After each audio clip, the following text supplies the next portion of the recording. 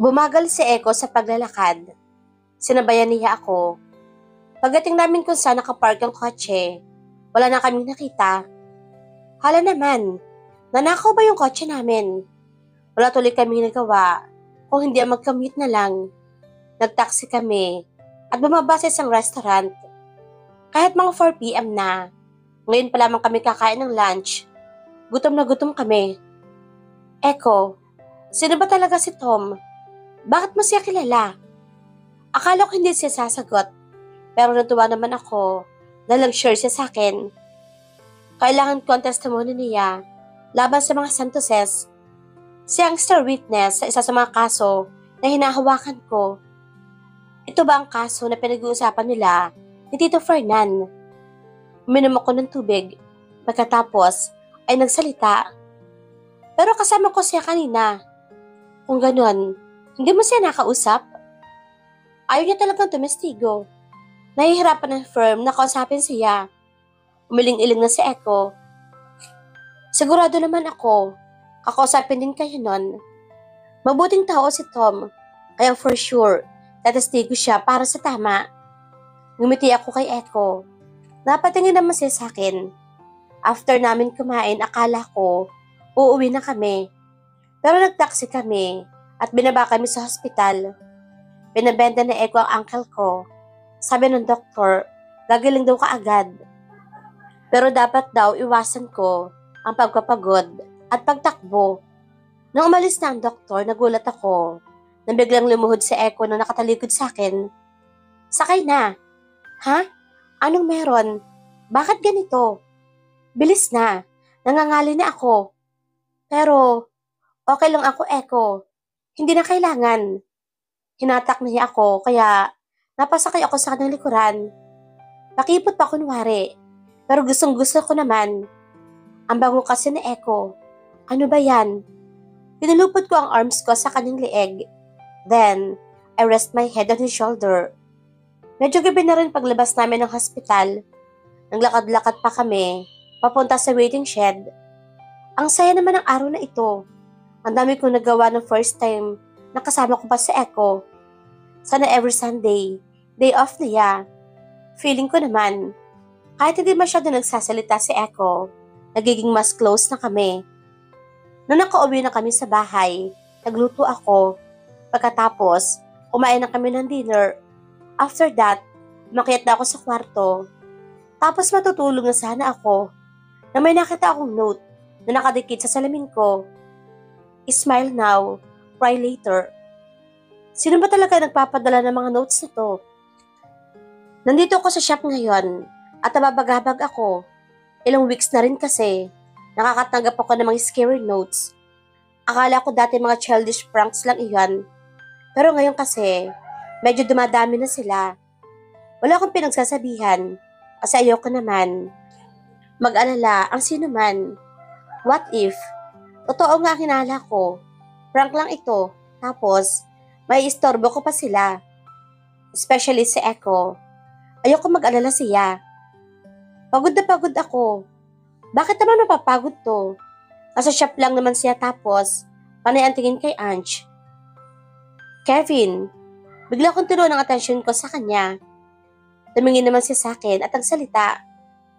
Kanina pa kasi ako tumatakbo sa isip mo eh. At kumindat pa siya sa akin. Natawa naman ako doon. Ang funny talaga nitong si Kevin. Nandito na naman sa shop. Hindi na naman sila mapaghiwalay ni Angie. Ang cute talaga nilang dalawa. Ano bang meron? Mukhang problemado ka dyan ah. Nagtatakang tanong ni Kevin.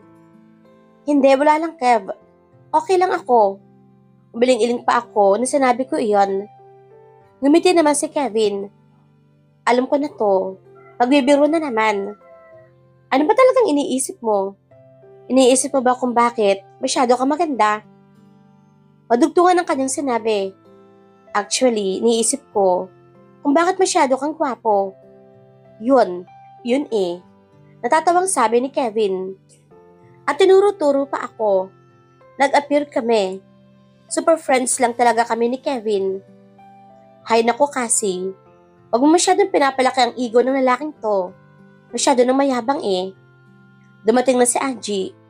Siguro nakaalis na ang isang customer na inaasikaso niya kanina. Ikaw naman, babe. Nagsasabi lang ng katotohanan itong si Cassie. Gwapo naman kasi talaga ako eh. Lumapit naman si Kevin kay Angie. Saka inakbayan ang babae. Mr. Kapal, lumayas-layas ka na nga dito. Diba, may pasok ka pa. Tinulak-tulak pa ni Angie si Kevin. Ang sweet nila talaga. Ano ka ba? Basta gwapo, pwedeng malate.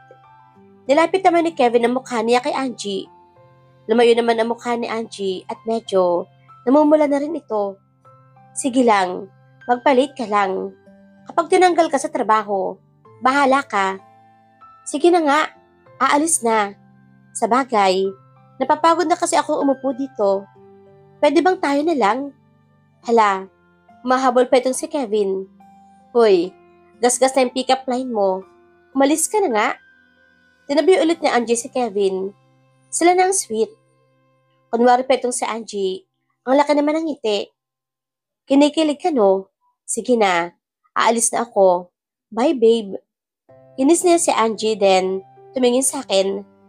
Sige Cassie, una na ako. Humarap ako sa kanya at nag-wave. Bye Kev, ingat ka. Nakangiti kong sabi. Lumabas na si Kevin sa shop. Nilapitan ko naman si Angie at tinusok-tusok.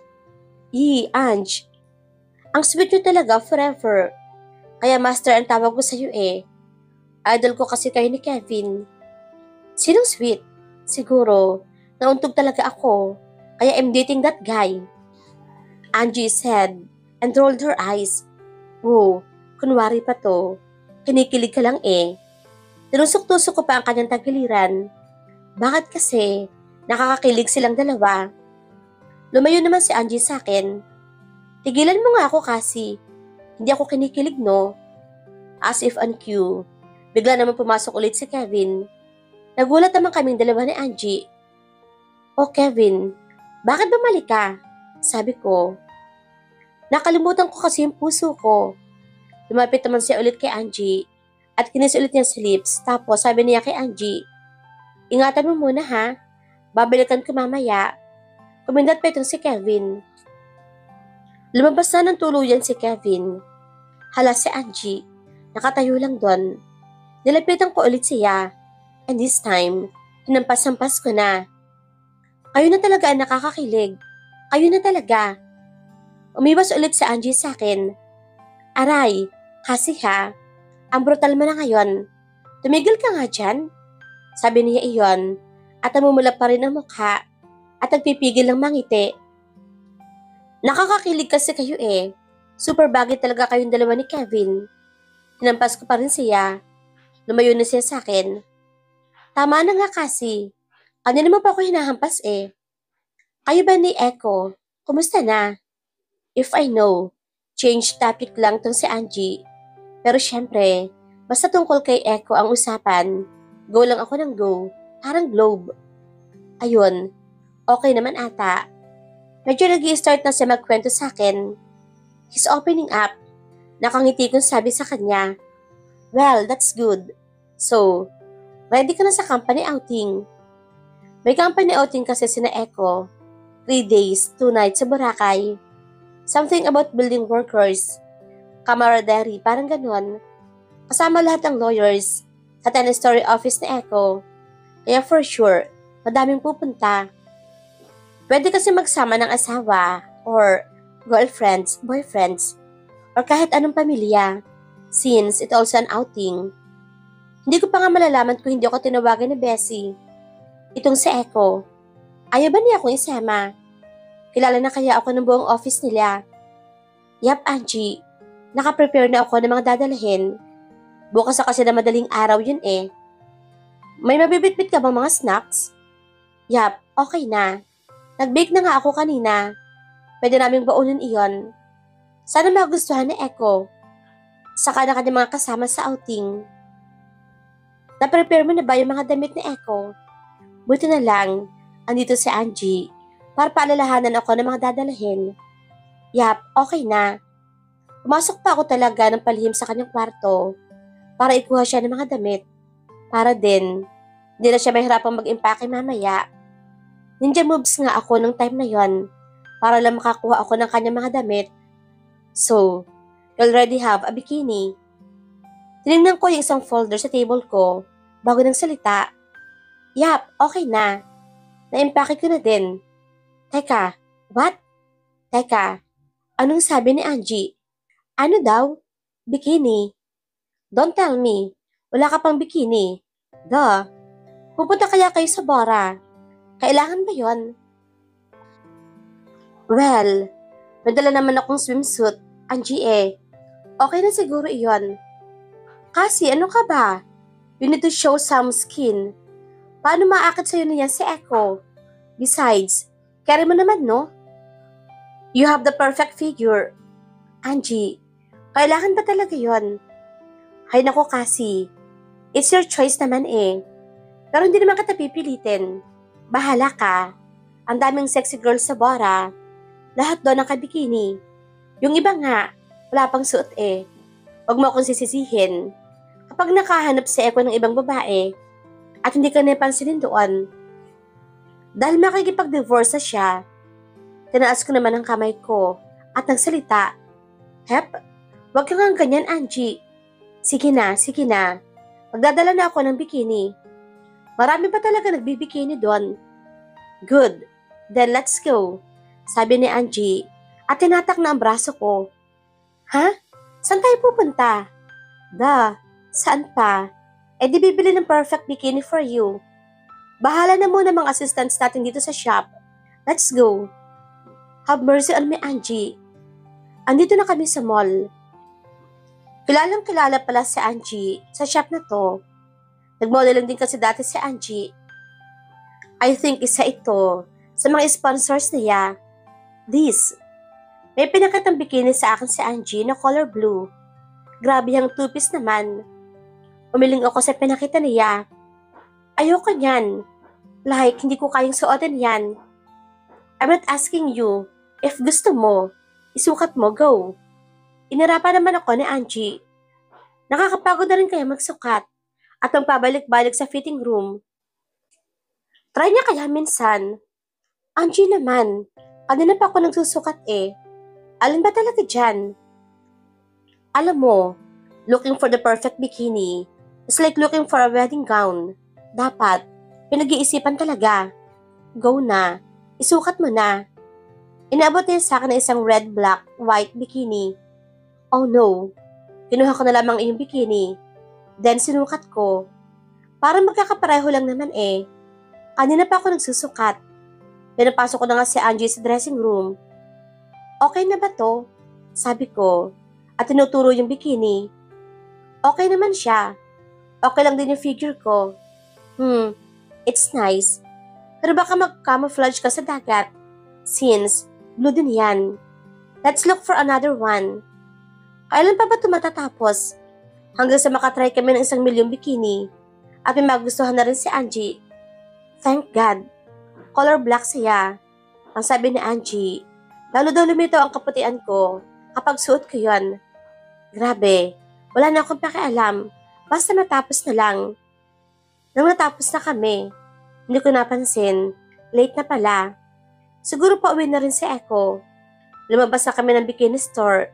Naghintay ng taxi. Bigla akong kinalabit ni Angie. Kasi, pahiram ng phone mo. Inabot ko naman sa kanya. Ha? Sige ito. Nakatingin pa rin ako sa road. Ang tagal naman ng taxi. Pag may dumadaan naman, laging may laman. Ano ba yan? Hello, Echo. Angie, anong tingin mo sa ginagawa mo? Napatingin naman ako kay Angie. Teka, tinatawagan niya ba si Echo gamit ang phone ko? Nagmamadali naman akong hablutin ang phone ko. Anong ginagawa mo? Sabi ko kay Angie habang inaagaw yung phone ko. Ayaw naman na niyang ibigay sa akin. You're Echo, right? Yung husband ni Cassie. I'm Angie, friend niya. Pinipilit ko pa rin kunin ang phone ko. Grabe Angie, ano bang ginagawa mo? Yes. Kasama ko si Cassie ngayon. Pauwi na kami. And we were actually wondering if you could pick us up. I mean, ganyan naman talaga ang ginagawa ng mga husbands, right? Angie, ano ba yung sinasabi mo? Bulong ko sa kanya. Sumanya naman siya. Wag daw akong maingay. That's great. Then, we shall wait for you. Andito kami sa front of bench. Yap, sa labas kami. Sabi ni Angie kay Echo. Oh my goodness. Napapayag ba niya si Echo? Tapos, binaba na niya ang tawag. Angie, grabe ka. Bakit mo ginawa yon? Naman Angie, oh. Nakakahiya kay Echo. Nagpapadyak pa ako sa sinabi ko. Grabe ito. Alam mo kasi, huwag ka na nga mag-inarte dyan. I actually helped you out. Mayahatid ka ni Echo pa uwi. What more can you ask for? May point siya pero nakakahiya naman kay Echo. Pero kasi baka magalit siya eh. Saka nakakahiya naman sa kanya. Dadaan pa siya dito. Sabi ko, habang pinagdidikit ko ang palad ko. Ano ka ba? Dapat, sanayin mo na yang si Echo. Nasunduin at ihatid ka, no? Umirap naman siya ulit sa akin. Inaway-away ko pa siya ng konti. Nakakahiya talaga kay Echo. Pero hindi ka naman maiwasang mangiti. Ito talaga si Angie. Ang galing dumiskarte. Nagkwentuhan pa kami tapos binigyan niya pa ako ng madaming tips. Ang dami niyang binili na gawin ko raw sa Bora. Lagot kay Echo. Ang dami kong baon na paglalandi sa'yo. Manda ka. Maaakitin kita. May nagsalita. Pagkatingin ko, si Echo. Kinabahan na naman ako doon. Napalingon kaming pareho ni Angie. Hindi namin napansin dumating na pala siya. Lumabas pa siya tuloy ng car. Tumakbo naman akong palapit sa kanya. Hindi naman siya mukhang galit. Lumapit ako sa kanya. Echo, hi. Sorry ha. Napadaan ka pa dito. Si Angie kasi eh. Siya yung tumawag talaga. Promise. Hindi ko siya inutusang gawin iyon or anything. Hindi ko talaga gustong tawagan ka pero si Angie kasi talaga eh. Todo explain pa kasi. Tinignan ako ni Echo. Hindi mo ako gustong tawagan? Tinaas pa na Echo ang kanyang kilay. Uy Echo, hindi ah. Actually, gusto nga talaga kitang tawagan. Kaya lang, syempre kanina, ayaw kong tawagan ka. Pero hindi ibig sabihin nun, hindi kita talaga gustong tawagan. Ano daw kasi? Napansin ko, nangingiti na si Echo, pero hindi natuloy. Yan pang lalaking iyan, lagi nagpipigil ang ngiti.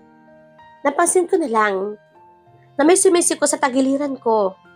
Tini Winnie, ipakilala mo naman ako sa Papa Echo. Ang hot pala niya te. Bulong sa akin ni Angie. Lumapit naman ako kay Angie. Naman, gwapo talaga yan. Bagay kami no? Bulong ko rin sa kanya. Mas nalakasan pa niya ang siko sa akin. Masakit na kaya iyon? Sige na, sige na. Kayo ng bagay. Ipakilala mo na kasi ako sa kanya. Bulong niya ulit. Oo na, wag mo na akong sikuhin. Humarap na ako kay Echo. Echo, si Angie pala. Friend and business partner ko. Hindi siya nakapunta sa wedding kasi out of the country siya noon. Napatingin naman siya kay Angie. Nilapitan niya ito na nakangiti. Aba, ang magaling kong best friend. Nagpapakit pa yata. Hi, I'm Angie. I was actually the one who called you. I hope you don't mind. By the way, nice spot. What? Napanganga naman ako sa sinabi ni Angie. Tinignan ko na masama si Angie. Nakangiti pa rin siya kay Echo. Pero buto naman. At tapos niya ang killer gaze ko. I mean, nice to meet you. Bigla niyang bawi kay Echo. Buti naman, mukhang okay lang kay Echo. Tumawa lamang siya kay Angie. Tapos, tumingin ulit sa akin. Napatingin siya sa paper bag na hawak ko. Bigla ko naman tinago sa likuran ko yon. Grabe. Sa Bora mo pa yan pwedeng makita. Parang hindi niya mapagtuunan ng pansin ang paper bag. Nagsalita na ako. Tara na Echo. Sumakay na kami ng kotse. Ako sa harap. Tapos, si Angie sa backseat. Pero syempre, hindi pa rin siya mapigilan. Ang ingay pa rin niya. Puro tungkol lang naman sa kagapuhan ni Echo ang kanyang sinasabi. Hindi lang talaga kita best friend. Naku ha? Bumaba muna kami sa isang resto para mag-dinner. Tahimik lamang si Echo. Naiirita na kaya siya kay Angie. Pero hindi naman siya mukhang naiinis. More like naiilang. After namin kumain, hinatid na namin si Angie. Nang makarating na kami sa bahay niya, bumaba rin muna ako para ihatid siya sa may gate. Nagpaiwan na lang si Eko sa kotse. Pero nakikita pa rin naman niya kami. Oo na, huwag ka nang mabivi dyan. Niloloko ko lang naman yung mister mo. Ang tahimik kasi, tapos di namamansin. Hoy, mabait naman yun no? Baka na-shock lang sa'yo. Paliwanag ko. Mabait naman talaga si Eko. Na-shock sa beauty ko? Haha, oo na. Mukha namang mabait eh. Padalawin mo lagi sa shop. Masasanay din siya sa akin. Ako pa. Miss Congeniality yata ako eh. Ang galing talaga ni Master Angie. Ikaw na talaga. Ikaw na talaga, Angie. Tumawa naman siya bago nagsalita. Sige na. Go na, girl. Bumalik ka na doon. Thanks sa paghatid. Masamang paghintayin ng gwapo. Kumindat pa siya sa akin. Hilig ata nila ni Kevin ang kumindat. Thanks din, Angie ah. Text na lang kita. Nagbeso naman kami. Aalis na ako nang bigla may narinig ako ng salita. Teka, ako ba yung pinag-uusapan yung gwapo? Kev, nasa may pinto pala siya ng bahay ni Angie. Ito talagang dalawang to. May kondo naman si Kev pero lagi siyang andito sa bahay ni Angie. Ano kaya kapabalaghan ang ginagawa nila? Joke. Lumabas si Kevin sa gate tapos syempre, kinis muna si Angie. Then, he hugged me. So, ako ba yung gwapong sinasabi nyo? Nakangiting sabi ni Kevin. Kapal mo. Mas may gwapo pa sa'yo, no? Sabi ni Angie. At saka tinuro ang lugar kung nasaan si Eko. So sinasabi mo ba mas gwapo talaga ako? Sabi ko na nga ba, patay na patay ka sa akin babe eh. Inirapan naman ni Angie si Kevin. Yaks, grabe talaga laki ng ego mo. Feeling gwapo. Ang cute talaga nila. Pero syempre sa mga ganitong pagkakataon, pinagkakaisahan namin si Angie. Partners in crime kami nitong si Kevin. Gwapo naman kasi talaga Angie eh. Di ba no Kev? Sabi ko naman. Yun talaga yun kasi eh. Pero kasi ba talagang pangalan mo? Akala ko kasi Josa. Nag-appear kami dalawa ni Kevin. Then, inakbayan niya ako. Nagkatawanan kami habang si Angie umiirap. Pero for sure, natatawa na rin yan. Saray na yan sa amin.